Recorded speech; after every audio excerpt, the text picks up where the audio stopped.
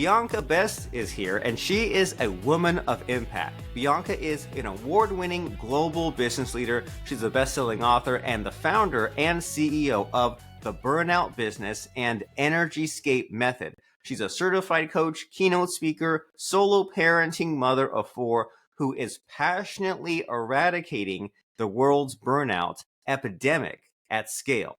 So if you're the kind of person that wants graceful productivity, kind leadership, if you're looking to unlock your human potential and have big impact in the world, in the lives of others without burnout, then Bianca is exactly the person we need to hear from right now. You're in exactly the right place. So Bianca Best, great speaking with you today. Thank you so much for having me. It's a delight to be here, and I'm honored to be able to talk about this really important topic. And why is it so important? Because there's the hustle culture, and there's also the worry about not living up to your full potential. And you wish that there was a third option, right? To get what you want without killing yourself. So how do we go about that? Well, that's it. I mean, there's really sort of in the 80s, we really sort of leaned into this myth of having it all. And so we worked hard, we played hard, we got our goals, we set our agendas, filling them, packing our lives with more, more, more. But actually, at no point did we go, well, hang on a minute, how can we do more, more, more? And so the culture of succeed and chase success at all costs kind of permeated into society. And then simultaneously, you've got the sort of technological explosion, meaning that we've got access to information and each other, more rapid pace of change and transformation in every dynamic of our lives.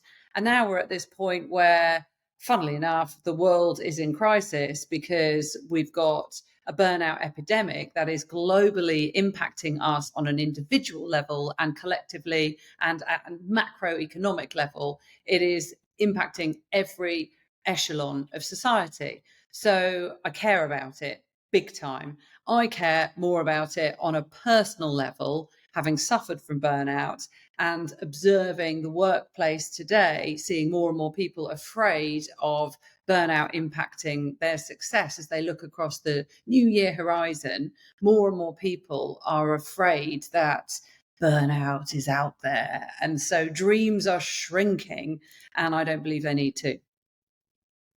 I agree with you. When we should be able to have it all, but in a better, more strategic way, and not with the guns blazing and then wondering why the world turned into what it did. Like the way you put it, like of course it's what happened, right? With all these expectations and all this acceleration and all this trying to keep up Mhm. and maybe not looking at the big picture. And when this term burnout comes up, I sometimes get frustrated because you mentioned a moment ago that it's kind of like some scary dark cloud that's out there. And sometimes I come across people that use it as an excuse or a crutch. And it's like maybe they're just having a bad day, or maybe they just need to adjust some things. So, as far Mhm. as this big, vague concept called burnout, are there like subcategories, or are there ways that it expresses itself? Are there types of burnout? Well, it's holistic. It's really important to look at burnout as impacting the entirety of ourselves. And for many years, as I dabbled with how to manage my own burnout, I took initially the route of, well, it's just physical. Burnout is just physical. It's when you're really exhausted. So it's all about depleted energy. And it's not just about feeling physically depleted. And I learned this through dabbling with, okay, well, if it's just physical, I'm going to get more sleep. I'm going to give up alcohol, give up sugar, stop eating processed foods. I'm going to exercise more. I'm going to really just focus on the physicality of me. But that wasn't enough. Burnout still continued.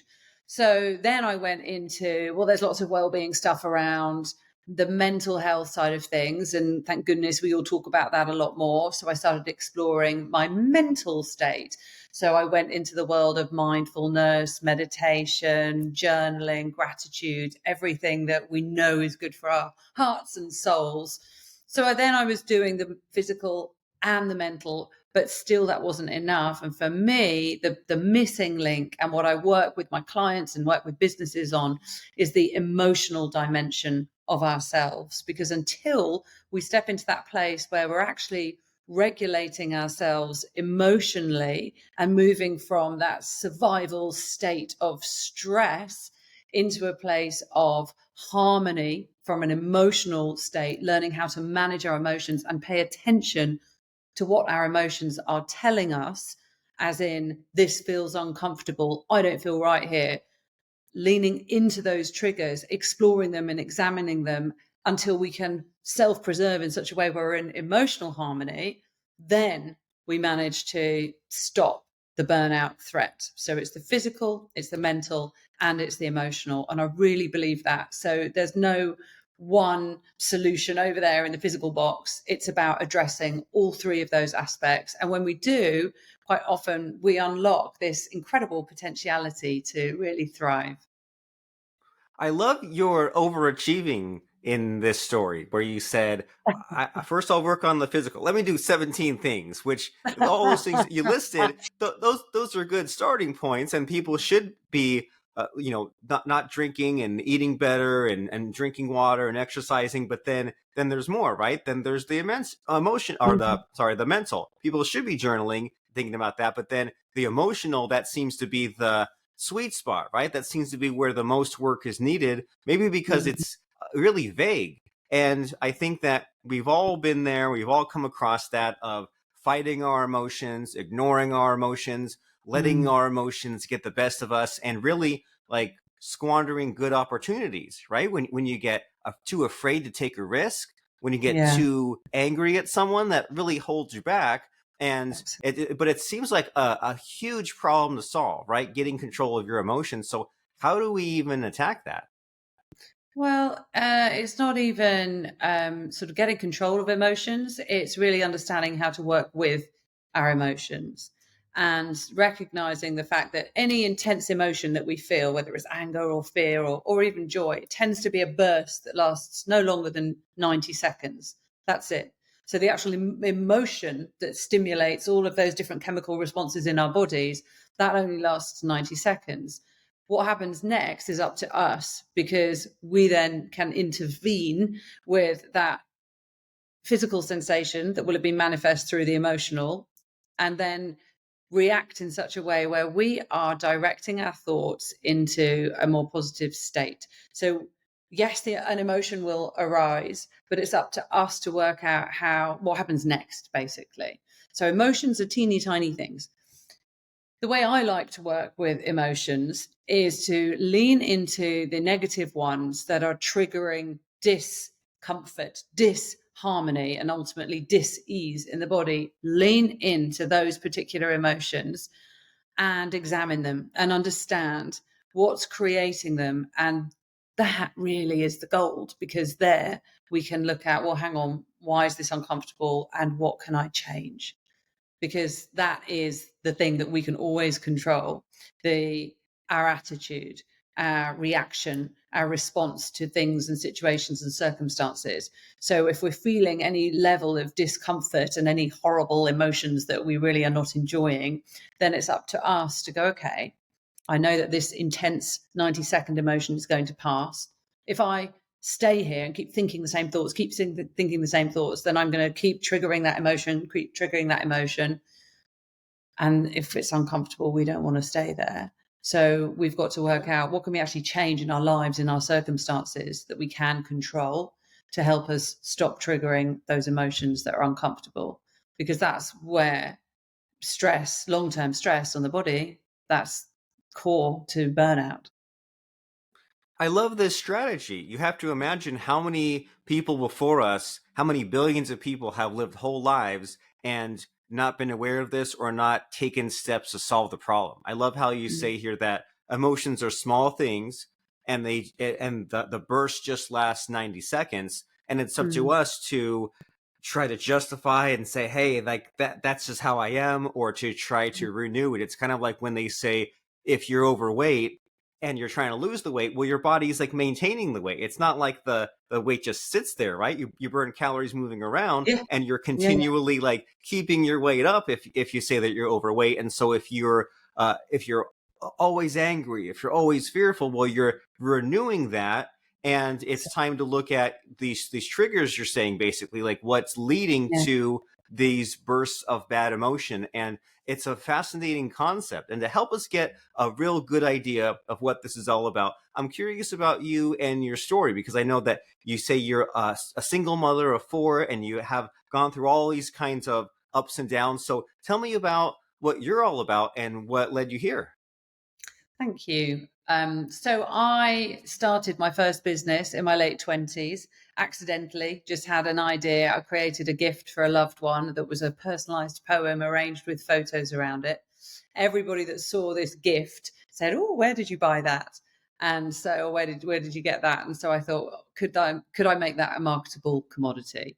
And indeed I could. And I leaned into this passion that burst inside me to create a gift business around personalized gifting. This was back in 2004. So I learned a lot about myself because I just followed a passion, an idea that electrified me with, I could do something here, something magical. And I already had 2 little children at home with me, and I just would put them in the double buggy and knock on printers' doors, go around industrial estates, go, "Can you help me? Do you want to work with me?" Until I built a business. And that business scaled. And 10 years later, it was omni-channel. I had concessions in department stores. I had a big direct-to-consumer website. I had a big trade manufacturing business. And I had learned an awful lot about myself and how, with the right energy, attention, and focus, anything is possible. A bit like what you're doing with the podcast, how you're leaning into a passion and idea and you are taking it places.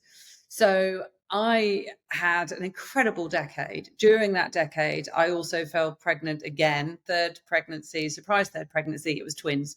So throughout that period, I had 4 young children under 7 and a business to run. And it was a lot of excitement and joy and bliss. I love being a mother as well as I love working, but I kept leaning into grow the business and grow the family and grow the houses and get pets, and everything kept expanding. And again and again and again, I was slamming into walls, suffering from burnout.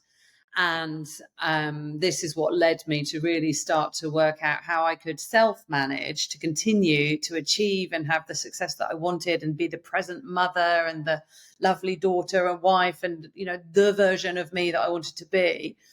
I wanted to experiment with how I could do that without constantly hitting burnout after burnout, because I would be catastrophically laid low. I wouldn't just get a common cold. I would get absolute flu, which would then become pneumonia. I would be hospitalized. One of the worst burnouts I had, I was hospitalized for total immune collapse, told that my body was basically shutting down with such intense stress, because that's what our bodies do when we're perpetually stressed. And I'm ambitious and I love the fizziness of life, and I don't want to shrink any of that. But I didn't know how to self-regulate. And when they said to me, you're really stressed, your body's starting to shut down, I was like, don't be ridiculous. I'm not stressed. I'm living my dream.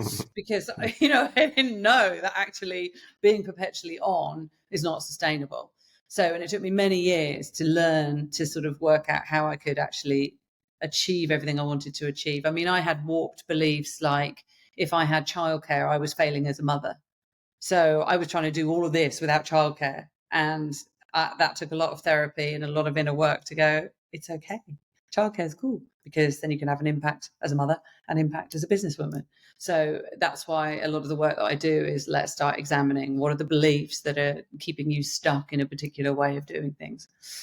After I sold my business, I fell into corporate. And then I've had an incredible decade again of learning how to scale the corporate world. And that was a whole new world of expansion and political agendas and lots that I couldn't control but was part of. And I had to learn, well, how do I weave in my strengths and still have impact in an arena that isn't necessarily driven by me and my own passions. So I learned a lot there again, and still would always pursue goals, and really couldn't burn out in a corporate environment. No one's going to let you have 2 weeks to just go off and have a really bad cold. You can't do that repeatedly. So I had to self-manage. And this was the arena where I learned a lot about that emotional trigger, the emotional triggers, the power of emotional disquiet, and how living with that creates a permanent stress. And I learned that if I was in cultures with teams that didn't chime with me and my values, or if the work itself that I was doing based on a corporate agenda didn't chime with my values, then again, I would be really compromising a part of me, suppressing a part of me, and that was creating stress and leading to burnout. So I had to make very radical decisions around which company I would work with, who I would work with, the work that I would actually do. And every time I aligned, came back into my own integrity, honored my values, then funnily enough, I didn't burn out, I flourished.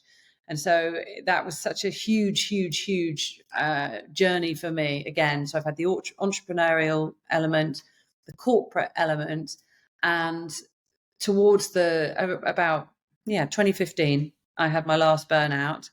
And at that point, people started asking me, how do you do it all? Because I was running side businesses whilst doing the corporate, whilst raising the children. And I just thought, okay, how do I do it? And I started sort of packaging it up and hosting workshops, free workshops here in my lounge on Saturday mornings. I'd put an advert on nextdoor.com and just say, are you interested in learning how to thrive?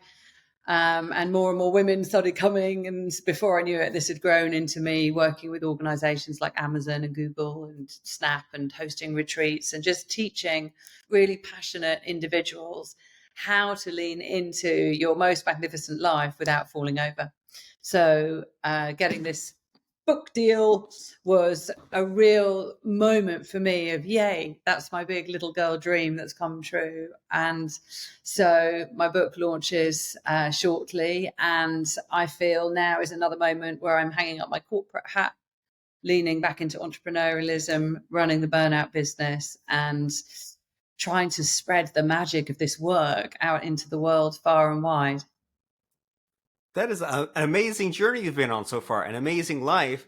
And I love what you mentioned there. There's the energy, attention, and focus that you apply to Yeah. getting these things done, to growing it, because we always worry that we have one foot on the brake, that oh, well, I know I need to I know I need to get the events going and post it next door and get the speaking gigs and do the prospecting, but but I don't want to burn out. So I'll just do like half of my potential. And we don't want that, right? We want to achieve these things. And so you say that what helped you is figuring out, you mentioned integrity and values, to kind of Mm. rewrite the story that you're telling yourself, to say, well, if I'm putting my kids in childcare for a few hours, does that make me a bad mother? Well, no, it means that I can excel here and I can excel there. I can be fully present in the business and then fully present when it's time to see the kids again. And so what comes to mind is just that, people talk about their values, and there's only so much space, right? You can't have like 51 values, you won't remember it. But Mhm. if you have like 5 or 7, you say, hey, here's what's really important. And if there's these Exactly. other less important things that fall by the wayside, it's like, well, those are just little excuses, and I know what I can stick to and what I have more flexibility on. And I think we need that kind of assistance from someone like you to get from your story and your training. And so as far as these events that you host and the people that you help and the problems they come to you with, is there something that you feel needs more attention? Is there an aspect about burnout and mindset that just isn't discussed enough lately? Do you know what I'm going to encourage everyone to pay attention to is your own energy. I don't believe we pay enough attention to our natural energetic reserves. We moan a lot about not having enough energy, and we chase energy through caffeine or exercise or stimulants that aren't necessarily natural, but actually we hold all the energy we need within, and we have the ability to produce all the energy we need from within. The reason we don't have the energy to do what we want to do in our lives and we're also exhausted is because we're misdirecting our energy. So my number one tip is to stop worrying about time management, just focus on energy management. Because when you pay attention to what energizes you, you will eat differently, you will exercise differently, you will be in different environments, you will do different work. Your life will flow if you just follow what energizes you. And that's my biggest tip. That's great. Follow what energizes you. And I think about that all the time. Like, my mind was blown when I heard that caffeine doesn't give you energy. It just blocks something in your brain that tells you that you're tired. And sometimes Yeah, I'll go and the adenosine I'll receptor. yeah, exactly. And then I'll go and I'll take a walk to get energy. And I used to think, oh, isn't my body like a battery? Won't that expend energy? It's like, no, that can give you fresh air. Sunlight, movement wakes you up. And so that's a great message that we need to be focusing on our energy, having this self-awareness, know ourselves, so know like, well, I don't like when I get in this situation or that situation. And it seems like maybe, do you think there's a need to know the difference between like an uncomfortable growth that we should pursue versus if something's not serving us? Like, it seems tricky to know the difference, doesn't it? Well, again, tune into energy. So, follow the growth that makes you feel most alive and excited. We've all been in situations where a circumstance is pushing us to do work that we don't want to do, or to work with people who we don't really want to work with. And in that environment, you are just going to shrink and shrink and shrink. So, whilst there will always be a proportion of every day where there's a task that we don't necessarily want to do, we've got to make sure proportionally 80% of our time is in that fun dynamic. I want to do this. I'm with that person that I want to be with. And then if the 10 or 20% is just small and that's like, okay, I've got to do my tax return, that's Yeah. okay. But it's getting those proportions correctly, because then you're going to keep growing and expanding in alignment with your true integrity and with your values. I like that idea of the proportions. Still have to be an adult, have to change the diapers, pay your taxes, do the accounting, fill up the gasoline in the car or the petrol, but we also have to have that good proportion for what serves us and what makes us come alive. And so I want to, in a moment, be sure to mention the workshops in the book. But before I do, I always am curious about the question I'm not asking, especially when I first meet someone and I'm just, oh, what would they want to know? So from you, Miss Bianca Best, what do you think is the missing hidden question in our conversation? What should I be asking you? I just don't know what to ask you. Um, how important is graceful productivity to a life of success with grace? How important is that? It's everything. It's everything, because it's okay to want to be productive and to want to do a lot of stuff, but it's the graceful productivity that's the real key to us achieving the success that we want, and stop being busy on the stuff that doesn't matter. Just focus, follow that energy, follow the values, stay in integrity. And then when you're in this place of graceful productivity, the busyness is all so much more rewarding, and it's not being busy for busy's sake. It's beautiful, graceful productivity that's leading somewhere.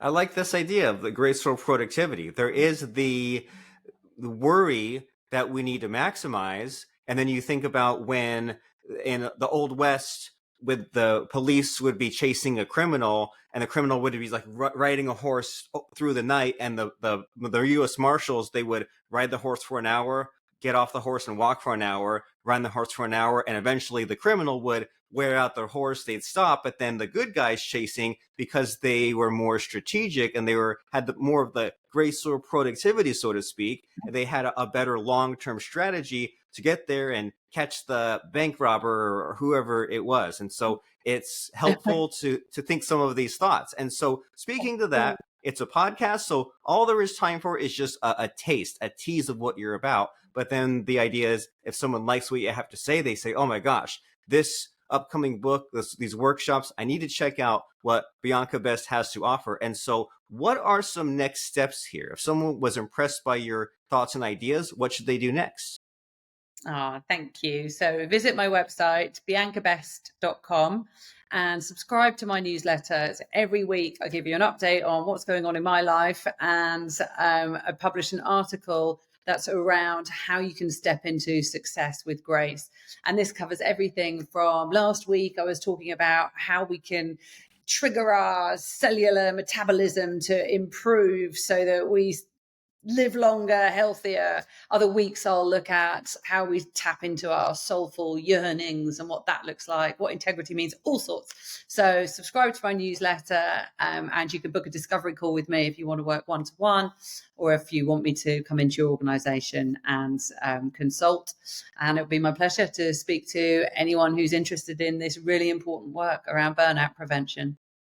Very great. And what your answer tells me is that there's a lot. There are so many nooks and crannies, and it changes all the time. And if we tried to drink from the fire hose and figure it all ourselves, we get burned out just from avoiding the burnout. So it helps to have someone in your corner who can say, hey, this week we're focusing on this. This week we're getting to the cellular stuff. This week we're talking about graceful productivity. And so it definitely helps to have someone in your corner to guide you through all of this. And we said that website is biancabest.com to be the star of your own story and deal with this big life problem of burnout. And then the book is new. The book is coming out. Is that correct?